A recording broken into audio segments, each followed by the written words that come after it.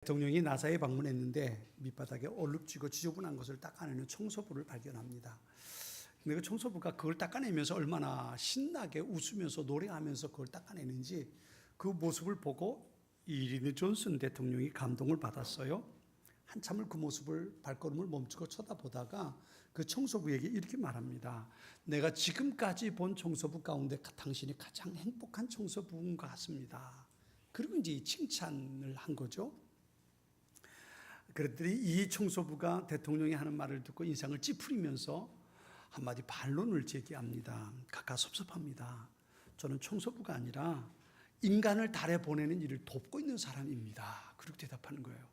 와, 굉장하잖아요. 그죠? 나사에 이 사람이 달을 만드는 우주선을 그 만드는데 뭐 볼트를 하나 만들었겠습니까? 설계도를 받겠습니까?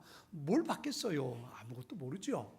그런데 단지 그곳에서 청소하는 것만으로도 나는 인간을 달에 보내는 이 일에 함께 동행하고 있는 사람이다. 그런 생각을 가지고 있었다는 거죠. 지난번에 어떤 책을 보니까 어느 목사님이 쓴 책 가운데 그런 얘기 있더라고요. 자기 교회 집사님이 가졌던 한 간증을 거기에 기록해 놨는데요. 그 집사님은 환경미화원이라고 그래요. 환경미화원인데 그분이 담당했던 게 어디냐면 김포공항인데 그 김포공항 안으로 이렇게 들어가는 그 길을 이렇게 닦는, 청소하고 정리하는 그 일을 맡았던 환경미화원이라고 그래요. 아침에 일찍 일어나서 새벽같이 일어나가지고 거기에 나가서 그 공항을 가는 그 길을 딱 청소하고 있는데 그 아침에 공항에 가는 사람들이 얼마나 좋은 차들이 지나가는지 그 차들을 타고 비행기를 타겠다고 가는 사람들을 수없이 보는 거죠. 보면서 청소를 하면서 자기 자신이 참 한심하더라는 거죠. 저 사람 저렇게 좋은 차 타고 비행기 타고 어딜 가겠다고 가는데 나는 그 길을 닦고 있다니. 그러면서 낙심하고 그리고 이제 상심했던 거죠. 그러면서 하나님 앞에 원망을 했대요. 하나님, 도대체 나는 왜 이렇게 살아야 되는 겁니까? 그리고 하나님 앞에 푸념을 했다죠. 그런데요, 하나님께서 이 사람에게, 집사님에게 하는 음성이 있더라는 거예요. 이분이 들었다는 거죠. 뭐라고 말씀하시냐면, 야 아들아, 너는 거기 공항 가는 길을 청소하는 사람이 아니라 나의 정원을 청소하는 사람이야. 하나님께서 말씀하신 나의 정원을 청소하는 사람이야. 그러시더라는 거예요. 그 음성을 듣고 나니까 이 사람이 그 다음부터 빗자루질하는 게 어떻게 됐을까요? 쓰레기 줍는 모습이 어떻겠습니까?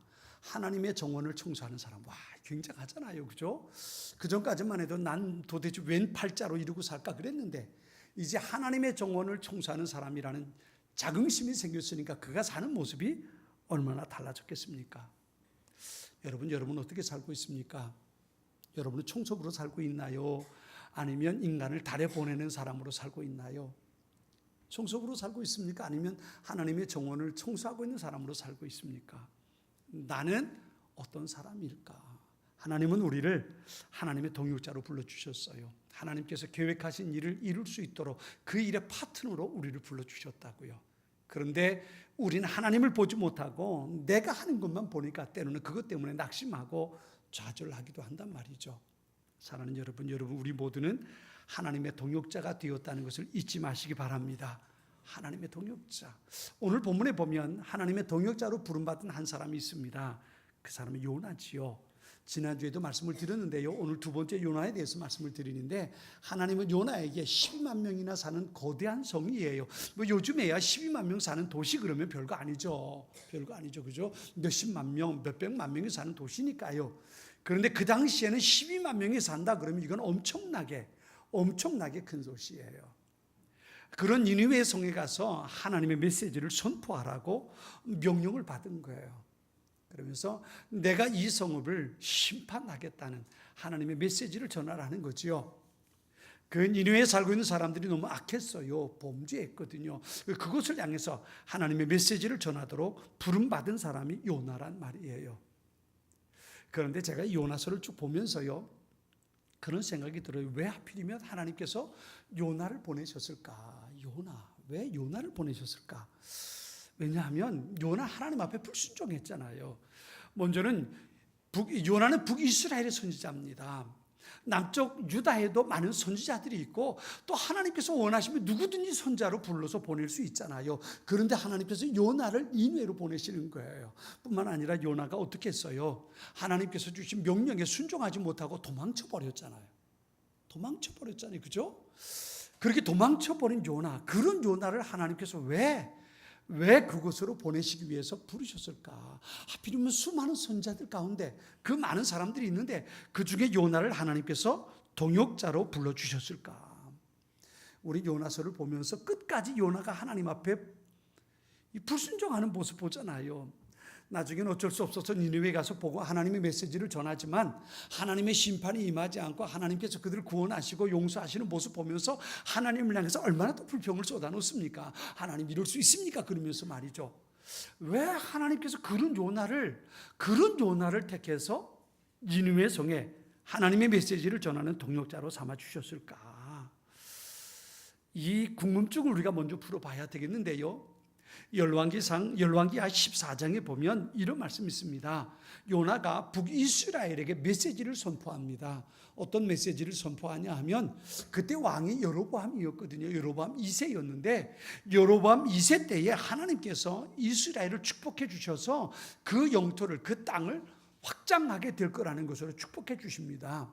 그러니까 북쪽 이스라엘이 하나님께서 주신 은혜와 축복을 누려서 땅도 굉장히 확장될 것이고 경제적으로도 부흥하게 되는 그런 일들이 일어나게 될 것이라고 요나 선지자가 북이스라엘에게 예언을 했어요. 하나님께서 요나로 하여금 그 메시지를 북이스라엘에게 선포하게 하신 겁니다. 그래가지고 북이스라엘이 그때 엄청나게 부흥합니다. 여기 이 성경에 보면요, 뭐라고 말했냐면 하맛 어귀에서부터 아라바 바다까지 회복하게 될 거라 그랬거든요. 이건 어떤 모습이냐 하면요, 솔로몬과 다윗 때에 가장 팽창했던 이스라엘 국경입니다. 가장 강했던 이스라엘의 모습을 북쪽 이스라엘이 여로보암 왕 때에 회복하게 된다는 거예요. 뿐만 아니죠, 물질적으로도 얼마나 부흥했는지 몰라요. 부유롭게 살았어요. 하나님께서 그들에게 축복해 주셨단 말이에요. 그런데 왜 북이스라엘을 축복하셨을까? 문제는 북이스라엘이 하나님 앞에 악했단 말이에요.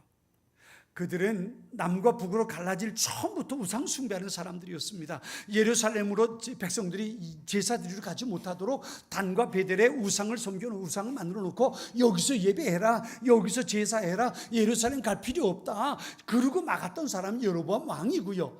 그때부터 북쪽 이스라엘 왕들은 끊임없이 우상 숭배에 빠졌어요. 그래서 하나님 앞에 온전하지 못했고 우상 숭배하는 나라로 그렇게 무너져 내렸단 말이에요. 그런데 그럼에도 불구하고 그런 북이스라엘을 하나님께서 축복해 주신 거예요. 영토를 확장시켜 주시고 경제적으로 성장하고 부유하게 만들어 주시고, 이게 북이스라엘의 모습이었단 말이죠. 왜 하나님께서 그렇게 하셨을까? 이유는 한 가지예요. 그것이 하나님께서 주신 축복이라는 것을 깨닫고 하나님을 섬기는 자리로 돌아오라는 거예요. 이게 하나님의 마음이었어요. 그것을 위해서 요나로 하여금 북쪽 이스라엘이 그 메시지를 전하게 한 겁니다. 하나님께서 우리를 축복해 주실 거고, 그래서 우리나라가 영토가 커질 거고, 그리고 경제적으로 물질적으로 부유하게 될 거다. 이건 하나님의 축복이다. 요나를 통해서 그 메시지를 전하게 하셨어요. 그리고 그 다음에 하나님께서 그들에게 축복해 주셔서 실제로 그들은 그런 모습을 경험할 수 있었단 말이에요. 그런데 그 다음에 이스라엘의 반응을 보세요. 그쯤 되면 하나님께서 우리를 축복해 주셨구나, 하나님의 은혜가 우리 안에 있구나, 그리고 하나님 앞에 감사하고 하나님을 예배하는 자로 돌아와야 되잖아요. 그런데 이스라엘은 그렇지 못했어요. 그러면 그럴수록 더욱 우상 숭배에 빠져버리고요, 하나님을 등지고 떠나버렸던 것이 바로 이스라엘의 모습이었단 말이에요. 이때 하나님께서 요나를 다시 부르시는 거예요. 그리고 니느웨에 가서 하나님의 메시지를 전하라는 겁니다. 왜 그런 상황에 하나님께서 요나를 니느웨로 보내셨을까? 두 가지를 생각해 볼 수 있어요. 하나는 아까 말씀드린 것처럼 니느웨가 하나님 앞에 죄를 심각하게 범했어요. 그들을 향해서 심판의 메시지를 전하는 거예요. 그냥 놔두면 사람 꼴이 되지 못할 것 같거든요. 저는 가끔 가다가 오늘 이 시대를 향해서 요나가 다시 오지 않을까 싶을 때가 있어요. 왜냐하면 우리가 사는 이 시대가 얼마나 악합니까? 요즘 텔레비전에 혹은 뉴스에 그 도배질하는 게 누구예요? 젊은 친구들, 그 청년들이 톡방에서 주고받았던 이야기들, 그들이 가지고 사는 가치관, 삶의 모습, 그게 얼마나 참 어떻게 보면 사람 이기를 포기한 친구들 같아요. 어떻게 사람이 저럴 수 있을까? 하나님의 형상을 가지고 만들어진 사람이 어떻게 저렇게 살 수 있을까 싶을 만큼 그들이 사는 모습이 얼마나 악하고 문란합니까? 그 모습이 그들의 모습만은 아니잖아요. 그 모습을 보고 또 즐거워하고 그 모습을 호기심 가지고 바라보는 사람들이 또 얼마나 많아요. 그러니까 이 사회가, 이 시대가 그런 시대가 되고 말았다는 거예요. 하나님께서 또다시 요나를 니느웨로 보내시듯이 이 시대를 향해서 보내시지 않을까, 그런 마음이 들 때가 종종 있어요. 아무튼 하나님께서 요나를 니느웨로 보내신 첫 번째 의미가 그거였어요. 니느웨가 너무 악했거든요. 그 사람들이 너무 죄 가운데 살았거든요. 그래서 하나님께서 그들에게 심판을 선포하는 거예요. 그러면서 이유가 또 한 가지는 그게 뭐냐면요, 요나로 하여금 니느웨 사람들을 포기하시는 거예요. 하나님께서 니느웨 사람들을 심판하기 위해서 메시지를 선포할 때 니느웨 사람들의 반응이 어떤지 그걸 요나로 포기하는 겁니다. 나중에 우리가 결과를 압니다만 니느웨 사람들이 요나가 외칠 때 어떻게 했어요? 그들은 회개하고 돌아섰잖아요. 회개하고 돌아섰어요. 하나님께서 우리에게 이렇게 심판을 선포하셨는데 우리가 회개하자. 우리가 회개하면 하나님께서 우리를 용서하실지 누가 알겠냐. 우리 회개하자. 그리고 모든 사람들이, 니느웨 사람들이 금식하고, 가축들까지도요, 짐승들까지도 가축들까지도 다 금식하면서 하나님 앞에 베어쓰고 회개했다 그랬어요. 얼마나 큰 회개 운동이 일어났는가 몰라요. 이걸 요나로 보라는 거예요. 이 악한 백성 이스라엘은, 하나님의 백성이라고 하는 이스라엘은 하나님께서 말씀을 선포하고 축복해 주셔도 그들은 하나님께 돌아오지 않는데, 이방인들의 니느웨는 오히려 하나님의 말씀이 선포될 때 회개하고 돌아오는 모습을 요나로 포기하시는 겁니다. 또 한 가지 이유가 있어요. 그게 뭐냐면, 그렇게 그들이 돌아섰을 때 하나님이 니느웨를 축복해 주실 거예요. 그들을 강하게 만들어 주실 겁니다. 그리고 그들로 하여금 이스라엘을 채찍질하고 심판하게 하실 거예요. 이게 하나님이 가지고 있는 계획이란 말이에요. 그래서 하나님께서 니느웨를 강한 나라로 만들어 주시는 겁니다. 요나가 선지자로 있었던 북이스라엘을, 그때는 여로보암 2세가 41년 동안 왕으로 통치했어요. 그때가 이스라엘의 가장 강한 때입니다. 가장 팽창했던 때가 바로 여로보암 2세 때입니다. 그런데 열왕기하 15장 8절에 보면 이 여로보암 2세가 죽고 그 아들 스가랴가 왕이 됩니다. 그런데 이 스가랴는 6개월밖에 왕으로 통치하지 못해요. 왜냐하면 살룸이라는 사람이 반역을 해가지고 이 여로보암의 아들인 스가랴를 죽여버리고 맙니다. 그런데 살룸은 왕이 되고도 한 달밖에 왕이 되지 못해요. 무나햄이라는 사람이 반역을 일으켜서 한 달 만에 그 살룸을 죽여버리고 자기가 또다시 왕이 되는 겁니다. 그러니까 여로보암 2세가 죽고 41년 동안 왕으로 통치하고 이스라엘이 가장 팽창했다가 그가 죽고 그 다음에 무나햄이 왕이 될 때까지는 1년도 안 걸리는 거예요. 1년도 안 걸렸어요. 그러니까 그 여로보암이 죽고 무나햄이 될 때까지 두 사람의 왕이 앞에 있었고 그 다음에 세 번째 왕이 된 게 바로 무나햄인데 1년도 안 걸린 거예요.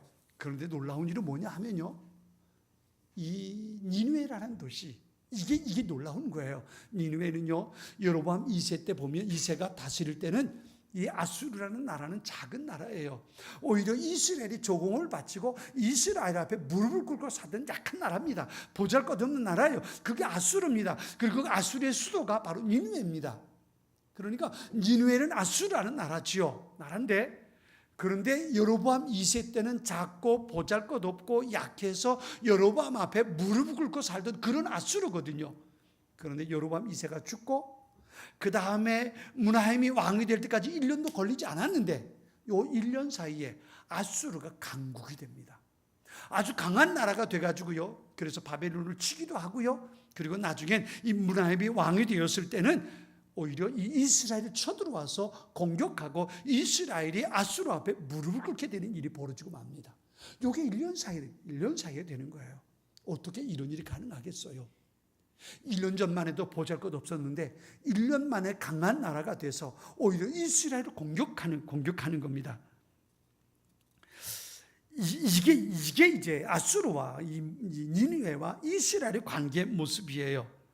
분명 아수르 왕국은 여로보암 왕의 강국으로 있을 때는 쇠퇴기였어요. 작은 나라였어요. 그런데 1년 만에 강국이 되어서 이스라엘을 쳐들어오는 거예요. 그때 아수르 왕이 이름을 불이라 그랬어요. 불. 이 불이라는 이름이 나중에 아수르 왕 디글랏 빌레셋이라는 이름으로 등장하는데요. 이 불이라는 이름은 바벨론식 이름입니다. 이 디글랏 빌레셋이 왕이 되어서 아수르 군대를 이끌고 바벨론으로 쳐들어가요. 그리고 바벨론을 무너뜨리는 거예요. 그때 바벨론식 이름을 불이라는 이름을 얻게 되는 겁니다. 그리고 이스라엘을 공격하는, 이게 1년 사이에 된 겁니다. 1년 사이에 요나가 가서 니느웨에 메시지를 선포하고 그들이 하나님 앞에 회개하고 돌아섰을 때 하나님께서 니느웨를 축복해 주셨어요. 그 나라를 강한 나라가 되게 하셨어요. 그리고 그들로 하여금 이스라엘을 공격하게 만들어 버렸던 거예요. 어쩌다 일이 이 지경 됐냐 말이에요. 1년 사이에. 그죠? 1년 사이에. 열왕기하 15장에 보면 문하임 다음에 베가가 왕이 되어서 됩니다. 그때 아수르 왕이 디글랏 빌레셋이 다시 쳐들어옵니다. 이 두 번째 쳐들어왔을 때는 이스라엘이 무너져 버리고 아예 나라가 없어져 버리고 맙니다. 이게 이스라엘과 아수르의 관계예요. 정말 몇 년 사이에 이런 일이 벌어지고 마는 겁니다. 왜? 어쩌다 이스라엘이 이 지경이 되고 말았을까요? 열왕기하 15장 28절에 보면 여호와 보시기에 악을 행하여 이스라엘로 범죄하게 한 느밧의 아들 여로보암의 죄에서 떠나지 않았다 그랬어요. 이게 끊임없이 북이스라엘을 이야기할 때에 반복되는 말입니다. 그들은 처음부터 남과 북으로 갈라질 그때부터 우상 숭배하고 하나님을 섬기는 데 있어서는 열심을 조금도 보이지 않았던 나라입니다. 이게 이스라엘이에요. 하나님께서 아무리 축복해 주셔도 그들은 하나님께 돌아오지 않았어요. 그래서 하나님께서 아수르를 축복해 주셨고 그들을 강한 나라 만들어 주셔서 그들로 하여금 이스라엘을 심판하게 하셨던 거예요. 자, 그렇다면 왜 천지하고 많은 선지자들을 두고 요나를 하나님께서 부르셨을까? 바로 이거예요. 하나님께서 이스라엘에게 요나로 하여금 메시지를 선포하게 하셨잖아요. 내가 너희 축복해 줄게. 너희 제발 나에게 돌아와. 그리고 하나님께서 요나에게 이스라엘을 향해 축복하게 하셨어요. 예언의 메시지를 전해주셨어요. 요나가 메시지를 전했고요. 그래서 여로보암 왕 때에 이스라엘이 더 강건한 나라가 됐다고요. 그런데 그들이 돌아오지 않았어요. 그래서 요나에게 말씀하시는 겁니다. 네가 개같이 여기는 이방인들은 어떻게 하는가 좀 봐. 그리고 요나를 니느웨에 보내는 거예요. 그런데 니느웨 사람들은 요나가 메시지를 선포할 때에 하나님 앞에 회개하고 돌아섰단 말이에요. 이게 이스라엘과 이방인 니느웨를 비교해 보는 거예요. 누가 볼 수 있겠어요? 요나가 보는 겁니다. 요나가 이스라엘에게 하나님의 메시지를 선포했을 때, 하나님의 역사가 나타났을 때 그들은 회개하지 않았는데 오히려 니느웨는 하나님께 하나님의 말씀이 선포되었을 때 하나님 앞에 돌아서고 회개해서 하나님의 놀라운 은혜와 축복을 누리는 나라가 되더란 말이에요. 이걸 요나가 보는 겁니다. 그러니 요나의 마음이 어떻겠습니까? 어떻겠어요? 내 백성, 우리 조국 이스라엘은 이렇게 하나님을 떠나 사는데 저 이방인들 니느웨에서는 어쩌다 저렇게 됐을까? 그것을 요나로 하여금 하나님은 보게 하시는 거예요. 이걸 보게 되니까 요나의 마음이 어떻겠습니까? 그렇죠? 이걸 이미 요나는 알고 있었어요. 우리 한번 성경 찾아볼까요? 오늘 봤던 요나서 뒤에 있는 4장에 있는 말씀이에요. 요나서 4장에 있는 말씀을 우리 같이 한번 읽어보겠습니다.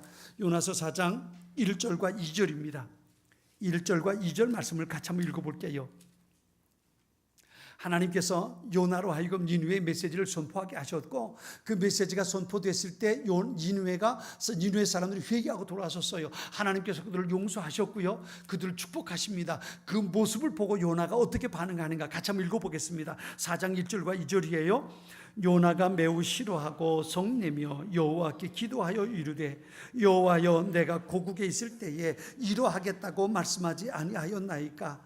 그러므로 내가 빨리 다시스로 도망하여 싸우니 주께서는 은혜로우시며 자비로우시며 노하기를 더디하시며 인애가 크시사 뜻을 돌이켜 재앙을 내리지 아니하시는 하나님이신 줄을 내가 알았음이니이다. 아멘.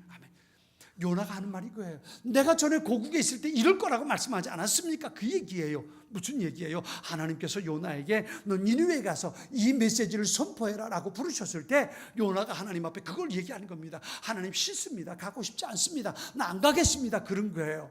왜 안 가는데? 내가 가서 분명 니느웨 사람들에게 얘기하면 그들이 회개하고 돌아설 거고, 그러면 하나님 그들을 용서해 주실 거고, 그들을 축복해 주실 거고, 그 다음에 그들을 몽둥이 삼아서 우리 때릴 거 아닙니까? 내가 왜 거기 갑니까? 가기 싫습니다. 그리고 얘기하는 거예요. 이게 요나가 알고 있는 겁니다. 이미 하나님과 요나가 대화를 나눴던 내용이 이거예요. 그래서 요나가 니느웨 가기 싫었던 겁니다. 그래서 하나님께서 그러지 마라. 내가 너한테 전한 거 아니냐? 내 명령 아니냐? 가서 전해라. 그런데 요나는 그게 싫어서 뻔하잖아요. 자기가 봐도 가서 니느웨에 가서 그 하나님의 메시지를 전하면 그들은 회개하고 돌아설 거고, 하나님 그들에게 축복해 주실 거고, 그러면 그들은 강한 나라가 돼서 분명 이스라엘을 공격할 텐데, 그러면 내 조국, 내 동족, 내 가족이 망하게 되는데 내가 거기 왜 가? 그리고 요나는 도망쳐 버린 거예요. 이게 요나의 핑계입니다. 여러분, 요나의 변명이 이거예요. 합당하잖아요. 여러분 같아도 그렇게 하지 않겠습니까? 예를 들면 이런 거예요. 여러분이 북한에 가서 선교에 가서 북한에 가서 하나님의 메시지를 전하면 그들이 회개하고 돌아서서 그들에게 하나님이 축복해 주시면 그들이 원자 폭탄 만들고 무기 만들어 가지고 그리고 우리를 공격하면 와, 이렇게 돼버린다면, 이것을 안다면 여러분이 가서 전할 수 있겠는가 말이에요. 이게 요나의 마음이에요. 뻔히 보이는 겁니다. 내가 니느웨 가서 이 메시지 전하면 그들이 회개하고 하나님 용서하실 거고 축복해 주시면 그들이 우리 공격하면 와, 우리 끝나는데. 이게 요나가 알고 있는 거예요. 그러니까 니느웨 가고 싶지 않은 겁니다. 그래서 도망치는 거예요. 이게 요나의 모습이란 말이에요. 어디까지요? 요바로, 마침 한국인 요바로 내려갔는데요, 다시스로 가는 배가 있는 거예요. 3,000km나 떨어진 다시스로 가는 배가 있는 거예요. 요즘에 그곳은 스페인이에요. 그곳으로 도망치는 배가 딱 있으니까 그 배를 타고 도망쳐 버렸던 게 요나의 모습이란 말이에요. 오죽하면, 그렇죠? 오죽하면 내가 하나님의 말씀에 순종하면 분명 그들이 하나님의 은혜를 입고 하나님의 복을 받아 강하게 돼서 우리 민족을 칠 텐데, 우리 가족이 다 죽을 텐데, 그렇죠? 우리 형제들이, 우리 동족이 다 죽을 텐데 내가 가서 전해야 되나? 이게 싫어서 요나는 도망쳐 버리고 말았단 말이에요. 그렇죠? 요나가 가서 그곳에 가서 하나님의 메시지를 전하는 그 순간부터 이스라엘이 멸망한 시작이 되는 거예요. 이게 카운트다운 되는 거죠. 내가 가서 분명 니느웨에 가서 하나님의 말씀을 전하면 우리 동족, 우리 민족 이스라엘이 망하는 날이 그때부터 시작된다는 것을 요나가 알았단 말이에요. 그러니까 요나는 도망칠 수밖에 없었던 거예요. 자신이 하나님의 말씀에 순종하면 자신의 동족인 이스라엘이 망하는 날들이 점점 다가오는 겁니다. 그래서 요나는 도망쳐 버리고 마는 거예요. 그런데 바꿔 생각해 보자고요. 지난주에 말씀드린 것처럼 요나를 불러서 하나님의 메시지를 전하라고 하나님의 동역자로, 파트너로 요나를 부르신 것처럼 하나님께서 우리를 불러주셨잖아요. 그렇죠? 우리를 부르셔서 우리의 가까운 형제, 가족, 우리의 이웃, 사랑하는 많은 사람들에게, 내 직장 동료들에게 하나님의 메시지를 전하라고 우리를 불러주셨잖아요. 여러분이 혹시 말이죠, 여러분이 그렇게 전도하기 싫어하는 이유가 내가 복음을 전하면 저 사람이 하나님께 축복받아서 나보다 앞서가지는 않을까, 이 염려 때문에 전도하지 않는 건 아니지요. 그렇죠? 요나가 니느웨에 가서 메시지를 전하기 싫어했던 건 내가 가서 메시지를 전하면 하나님께서 니느웨를 용서하시고 그들을 축복하셔서 그들을 통해서 우리 이스라엘을 칠 것이라는 것을 알았기 때문이에요. 그래서 가서 메시지 전하기를 싫어했던 겁니다. 그리고 먼 3,000km나 떨어진 반대쪽으로 도망치려고 했던 거예요. 그런데 우리가 누군가에게 복음을 전하면 어떤 일이 시작이 됩니까? 내가 누군가에게 예수님을 전하고 누군가에게 복음을 전하기 시작하면 그때부터 하나님의 역사가 그 사람의 삶에 시작되는 거예요. 어떤 일이 시작되는 겁니까? 지옥을 향해 가던 사람이 천국을 향해 가는 삶으로 바꿔지기 시작하는 거예요. 하나님과 전혀 없이 관계없이 살던 사람이 하나님의 소중한 은혜 가운데 사는 사람으로 변해가기 시작하는 거예요. 지금 당장 예수는 안 믿지만, 내가 전하는 말 한마디로는 지금 당장 교회에 따라 나오진 않지만, 내가 그 사람을 내가 마음에 품고 그를 위해서 기도하고 어떻게 하든 그에게 주의 복음을 전하기, 그 마음 가지고 살아가기 시작하면 하나님께서 그의 인생에 소중한 일들을 시작한단 말이에요. 이게 하나님께서 하시는 일이잖아요. 내가 누군가를 내 마음속에 품고 그의 이름을 부르며 기도하기 시작하고 내가 그에게 어떻게 복음을 전할 수 있을까? 내가 어떤 찬스를 가지고 그에게 예수님을 전할 수 있을까? 이 마음을 가지고 기회를 보고 그 사람에 관심을 두고 그 사람을 위해 기도하고 늘 섬기고 가까이 하고 살아갈 때 나뿐만 아니라 하나님께서 내 마음을 아시고 그의 인생을 돌보기 시작하고 하나님의 손과 하나님의 은혜가 그와 함께 있기 시작하는 거잖아요. 그리고 언젠가 때가 되면 그가 주님 앞에 돌아서는 소중한 일들이 이루어질 수 있을 거란 말이에요. 이게 요나와 우리의 다른 점이 이겁니다. 요나가 가서 메시지를 선포하면 이스라엘의 멸망이 시작이 되는 거예요. 시작이 되는 겁니다. 그런데 우리가 누군가를 마음에 품고 전도하기 시작하면 그 마음을 품으면 그의 인생에 하나님의 놀라운 은혜와 축복의 삶이 시작되는 거란 말이에요. 이게 다른 거예요. 이게 다른 겁니다. 요나가 메시지를 전파하면 이스라엘의 심판이 시작되지만 내가 누군가에게 복음을 전하기 시작하면 그의 인생에 하나님의 은혜와 축복이 시작된단 말이에요. 이게 얼마나 달라요. 그리고 우리가 전하는 게 얼마나 소중한가 말이에요. 우리나라에서도 인공위성을 쏘기 위해서 참 애를 많이 써요. 나로호. 근데 여러분, 인공위성을 발사하기 전에 언제부터 카운트다운이 시작되는지 아십니까? 카운트다운이요? 15분 전부터 시작된다 그래요. 15분 전부터 카운트다운이 시작돼서 마지막에 방송이 되는 건 언제부터예요? 10부터 시작. 10, 9, 그죠? 나중에 3, 2, 1, 0 그럼 팍 올라가잖아요. 그런데 만일 카운트다운이 되지 않는다면 어떻게 될까요? 카운트다운이 되지 않는 동안은 날아오는 꿈쩍하지 않는 거예요. 꿈쩍하지 않는 겁니다. 여러분, 우리가 누군가를 정하고 내 마음속에 그 사람의 이름을 두고 그를 위해서 기도하는 건 바로 하나님께서 그의 인생의 역사는 카운트다운이 시작되는 거예요. 언젠가는 그가 주님의 소중한 은혜 가운데 돌아올 거예요. 언제부터 시작이 되는 거예요. 내가 그 사람을 마음에 품고 기도하는 그 순간부터 시작이 되는 거예요. 하나님은 그런 동역자로 우리를 불러주셨단 말이에요. 우리는 요나처럼 하나님의 명령을 어기고 도망치는 사람들이 되면 안 돼요. 오늘 보면 3절 말씀 이렇게 되어 있죠. 그러나 요나가 여호와의 얼굴을 피하려고 일어나 다시스로 도망가려 하여 요바로 내려갔더니 마침 다시스로 가는 배를 만난지라 여호와의 얼굴을 피하여 그들과 함께 다시스로 가려고 뱃삿을 주고 배에 올랐더라 그랬어요.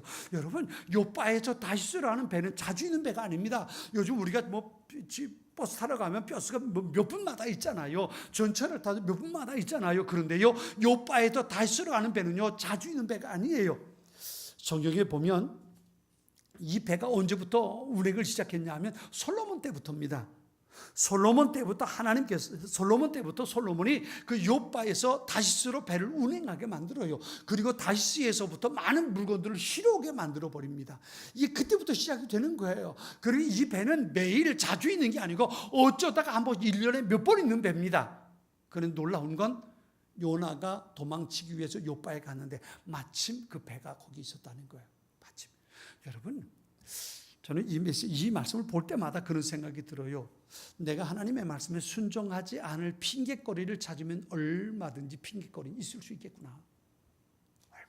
얼마든지.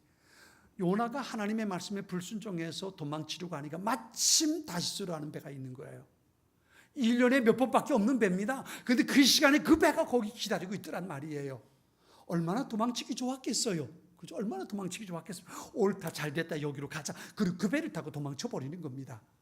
하나님께서 우리를 동역자로 불러주셔서 누군가를 위해서 기도하고 누군가에게 복음을 전하라고 우리를 동역자로 불러주셨고 파트너로 불러주셨는데 내가 그 핑계거리를 찾으려면 마침 내게 이런 일이 생겨서 아이고 주님, 내가 이 일 때문에 그거 못하겠습니다 할 일들이 얼마든지 생길 수 있다는 거예요.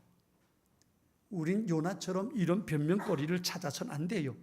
안 됩니다. 왜요? 요나가 변명거리 찾았을 때 무슨 일이 벌어졌을까요? 이 배는요 3,000km나 멀리 가는 배입니다. 그러니 뱃삿이 얼마나 비쌌을까요?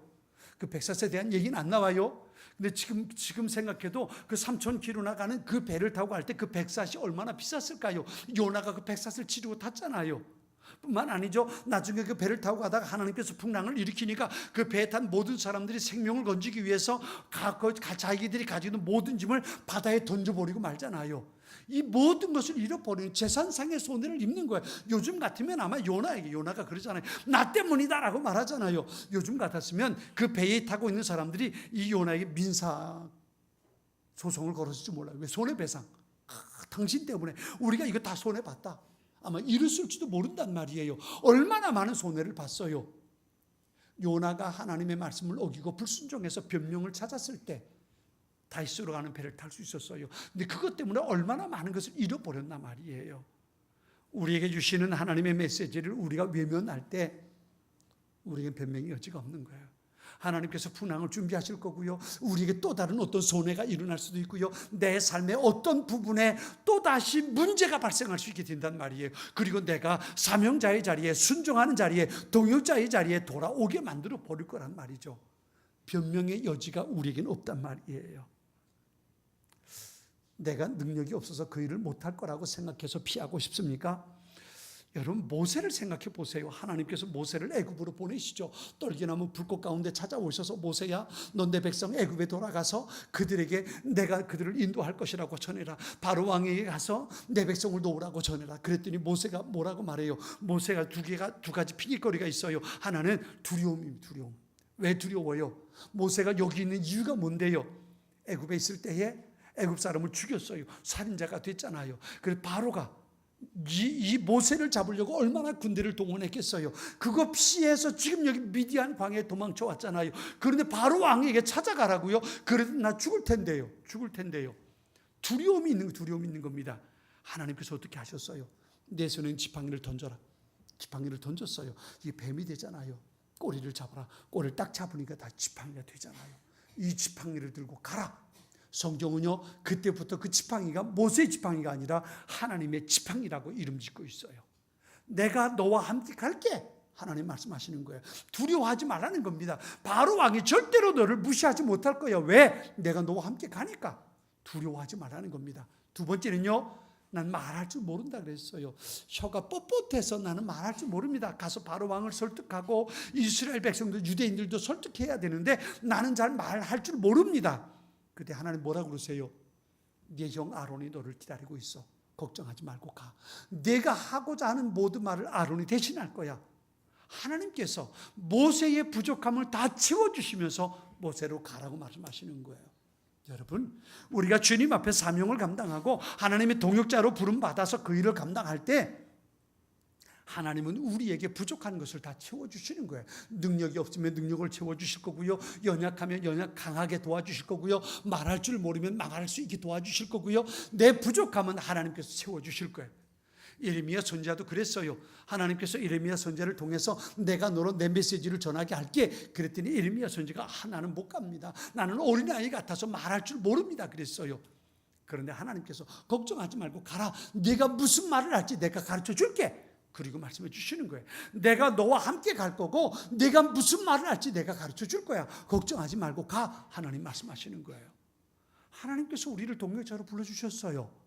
누군가에게 주의 복음을 전하고 그들의 삶에 하나님의 은혜와 축복의 삶이 시작될 수 있도록 나로 하여금 그 버튼을 누르도록 하나님께서 보내셨다고요. 그런 동역자로 우리를 불러주셨단 말이에요. 여러 가지 많은 핑계거리가 있을 수 있어요. 그런데 그럼에도 불구하고 내가 주님의 말씀에 순종해 갈 때 그 사람의 삶에 하나님의 축복의 역사가 시작된다는 거예요. 우린 이것을 놓치지 말아야 합니다. 제가 참 좋아하는 말씀이 성경에 참 많아요. 그 중에 하나가 마태복음에 있는 말씀이에요. 마태복음 맨 마지막에 있는 말씀인데 우리 같이 한번 찾아 읽어볼게요. 마태복음 28장 18절부터 20절까지 있는 말씀입니다. 예수님께서 하신 말씀인데 저는 이 말씀이 참 좋아요. 어떤 상황에도 이 말씀 때문에 힘을 얻을 수 있어요.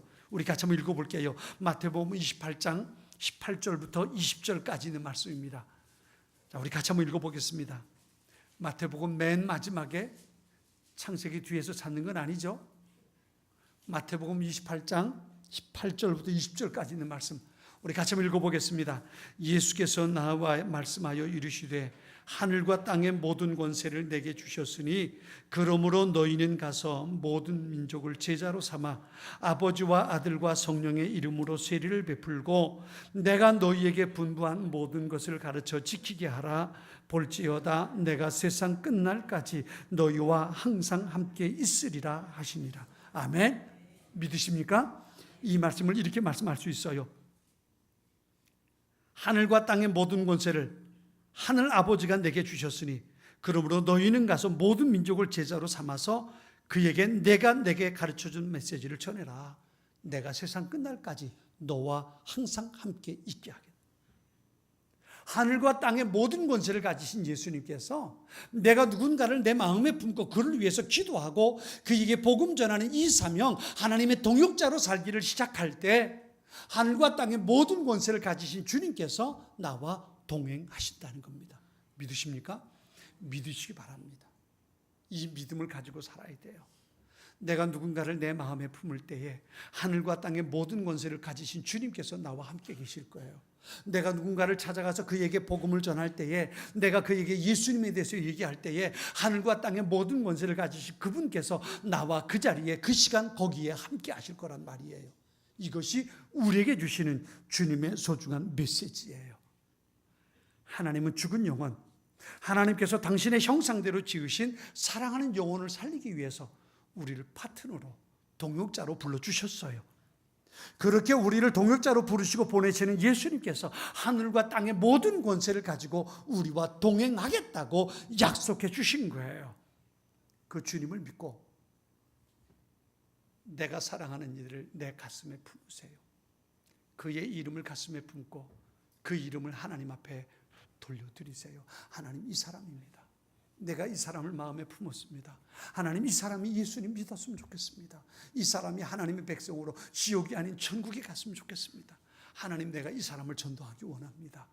여러분의 마음속에 한 사람의 이름을 정하고 그 사람의 이름을 부르며 기도하기 시작할 때 하나님께서 그 사람의 인생에 새로운 일을 시작하는 거예요. 그 사람의 인생이 변하고 안 변하고는 내게 달려있는 겁니다. 내가 발사 카운트다운을 시작하는 거예요. 내가 카운트다운을 시작하지 않으면 그의 삶 속에는 어떤 일도 일어나지 않을 거예요.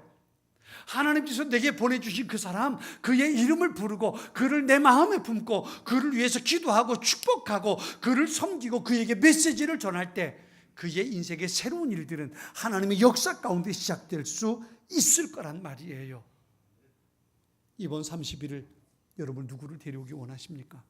여러분의 마음속에 누가 있나요? 누가 있나요? 혼자 와서 빈자리에 혼자 있지 않는, 혼자 앉아서 예배드리는 그런 일이 없도록 하면 좋겠어요. 여러분의 마음속에 그 자리에 그 시간 그 사람을 데려오지 않을 수도 있어요. 그 사람의 상황이 달라질 수도 있거든요. 마침 다시스로 가는 배가 있어서 그 사람이 그 배를 타고 떠나버릴 수도 있거든요. 그러나 중요한 건 내 마음속에 그의 이름을 적어놓고 기도하기 시작할 때 그가 이 자리에 있지 않아도 하나님의 역사는 그의 인생에 시작되었다는 거예요. 시작되었다는 겁니다. 나로호가 발사되기 위해 15분 전에 카운트다운이 시작되는 것처럼 내 마음속에 누구의 이름을 담아놓고 그를 위해 기도하기 시작할 때 카운트다운은 이미 시작됐고 때가 되면 그는 발사하게 된다는 거예요. 내 마음속에 누군가의 이름을 품어놨을 때에 하나님께 부름받은 파트너로, 동역자로 누군가의 이름을 가슴에 품고 그를 위해 기도하기 시작할 때 그의 인생에 새로운 역사가 시작된다는 거예요. 때가 되면 10, 9, 8, 7, 6, 5, 4, 3, 2, 1, 0 그리고 발사. 내가 시작하지 않으면 이 일은 일어나지 않아요. 그런데 내가 누군가를 가슴에 품고 그를 위해 기도하기 시작할 때 하나님께서 그 일을 시작하실 수 있는 겁니다. 죽은 영혼을 살리는 하나님의 동역자, 바로 우리가 그 사명을 받은 사람들입니다. 죽은 영혼 살리는 하나님의 동역자가 되어서 하나님의 기쁨을 함께 누리고 하나님의 영광을 함께 누릴 수 있는 하나님의 사람들, 우리 모든 교우들이 되기를 주님의 이름으로 축복합니다. 같이 기도하죠.